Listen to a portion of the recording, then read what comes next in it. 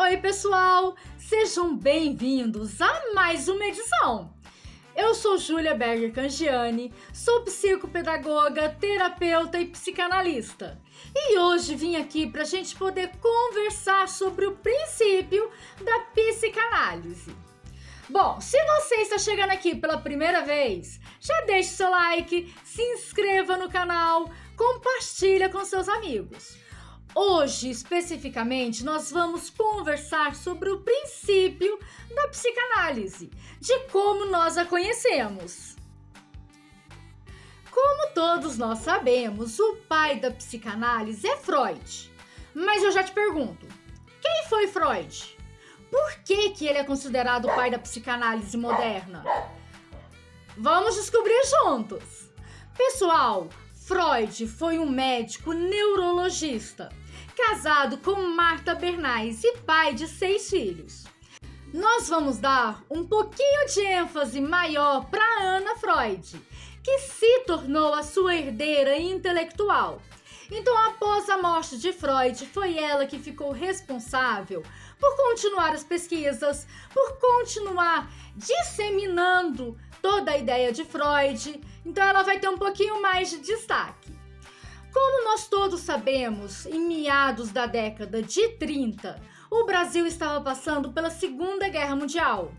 Por esse motivo, Freud, com seus pensamentos diferentes e inovadores e por ser judeu, foi imensamente perseguido e exilado, o que acabou atrapalhando um pouco as suas pesquisas, uma vez que ele só retornou a elas após sair do exílio. Bom, durante seus estudos, Freud estava inserido em um contexto médico-centrado. Não obstante, isso influenciou diretamente na criação da psicanálise. Bom, quando Freud foi a Paris, em um encontro com Charcot, ele pôde ver como que esse médico vivenciava as suas sessões. Bom, Charcot, ele utilizava da histeria das mulheres e acreditava que isso fazia parte da etiologia anatômica delas. Como que eram as sessões de Charcot? Ele fazia teatros, apresentações, onde ele levava essas mulheres histéricas e utilizava da hipnose para uma plateia. Bom, quando Freud parou seus estudos com Charcot e retornou da Inglaterra, ele começou a utilizar a hipnose do mesmo jeito que Charcot fazia nas suas apresentações teatrais. Porém, ele foi vendo que não existia um bom resultado, que por mais que a hipnose ajudasse, ela não conseguia obter o resultado satisfatório, o resultado que ele queria.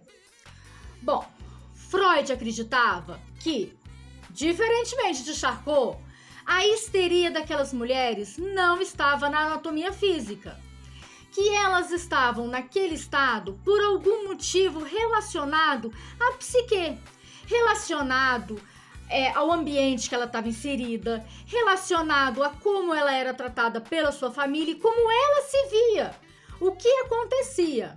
A partir de todas essas percepções, a partir de todas essas constatações, Freud substitui a hipnose pela associação livre.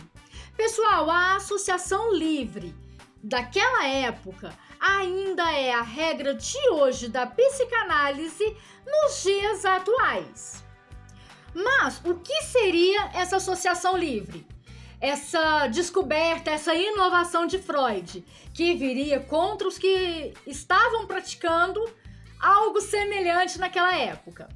A associação livre consiste da pessoa que está com um problema, como por exemplo, uma mulher em histeria, sentar junto com o seu psicanalista e conversar sem censuras, conversar sem que haja medos, sem que haja receios, traumas, sem que haja qualquer tipo de julgamento ou de vergonha, tanto por parte do paciente quanto por parte do psicanalista.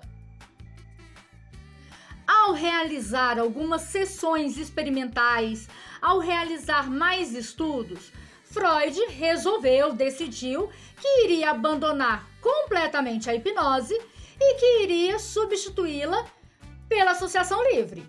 Regra de ouro até hoje. Conforme as suas pesquisas, os seus estudos foram evoluindo, Freud começou a escrever o seu primeiro livro, que foi lançado em 1900, chamado A Interpretação de Sonhos. A ambição de Freud em relação a esse livro era muito grande, e o impacto na época não foi da maneira como ele esperava, uma vez que alguns anos depois é que realmente foi dada a devida importância a esse livro. Bom, o que acontece? Nesse livro, Freud explica que os sonhos são uma manifestação do nosso inconsciente.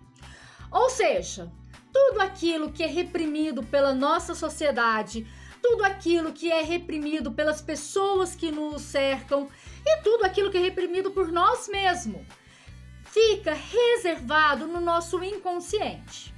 Vamos parar aqui para a gente poder colocar o nosso inconsciente de uma forma substancial, de uma forma que vocês entendam.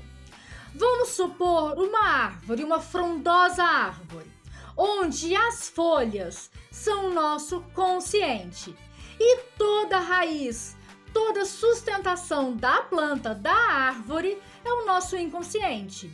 Partindo também de que o nosso inconsciente é incomparavelmente maior do que o nosso consciente. Bom, a partir do momento em que a gente mesmo se condena, onde a gente mesmo se julga, o nosso inconsciente fica adormecido, vamos dizer assim, e ele tenta encontrar meios de conversar com o nosso consciente. Esse meio é encontrado através dos sonhos. Por exemplo, se o nosso inconsciente acredita que determinado pensamento é algo repudiado, é algo que a sociedade não aceita, é algo que a gente mesmo não aceita, o nosso inconsciente, em formato de sonho, vai trazer isso à tona para que nosso consciente tome conhecimento do que está acontecendo. Pessoal, o nosso inconsciente, ele utiliza de 2 mecanismos para conseguir conversar com o nosso consciente. O primeiro é o deslocamento. O que acontece? Uma imagem se sobrepõe sobre a outra. Então, forma-se uma nova imagem. E o segundo é a condensação, onde várias imagens, várias figuras se unem formando apenas uma. O que acontece? Os nossos sonhos, eles são incoerentes com as regras da sociedade. Ou seja, o nosso inconsciente, aquilo que a gente traz no mais íntimo de nosso ser, nem sempre condiz com o que a sociedade espera. Nem sempre condiz com tudo o que os nossos amigos esperam da gente, o que a gente espera de si mesmo. Muitas vezes nós nos julgamos, nós nos reprimimos, nós tentamos ser aquela imagem perfeita da nossa mente. Mas nosso inconsciente sabe que essa máscara utilizada por nós não é a realidade. E por isso ele vem através dos sonhos se manifestar. Ao analisar o sonho, ele é dividido em 2 conteúdos. O primeiro conteúdo é o conteúdo manifesto. O que ele significa? É aquele conteúdo que a gente já consegue acordar e simplesmente conversar sobre ele. Por exemplo, eu sonhei que estava em um lago com a minha família, nós estávamos nos divertindo e de repente chegou uma pessoa desconhecida e gerou uma briga. Então eu estou contando o sonho de maneira racional, de forma que eu consiga conversar sem demonstrar qualquer tipo de emoção sobre ele. O segundo é o conteúdo latente, ou seja, é o sonho em si. Por que eu sonhei com um lago? Alguma vez na minha infância eu fui até esse lago em uma viagem de família? Por que minha família toda estava lá? Como é a minha convivência com a minha família? E por que chegou essa pessoa, esse estranho, e simplesmente começou uma briga? Então, a partir daí, vai começar a desmembrar, a desenrolar esse sonho. Pessoal, muito importante. A interpretação do sonho nunca deve ser realizada pelo psicanalista. Essa interpretação sempre deve acontecer do sonhador. É ele que vai dizer o que ele sente, é ele que vai dizer quem são aquelas pessoas, por que cada pessoa estava ali naquele momento, quem era essa pessoa desconhecida, como aquela pessoa, como aquele sonhador, ele age ao encontrar com um estranho, como ele age em reuniões onde a família toda se encontra, onde a família toda está com a atenção voltada a ele, a seus desejos, aos seus anseios. O que cabe ao psicanalista? Conduzir esse processo. Ir conversando, saber o porquê, ir induzindo, ir questionando, até que o paciente consiga dizer de forma plena aquilo que ele sonhou, aquilo que ele vivenciou ou aquilo que ele esconde.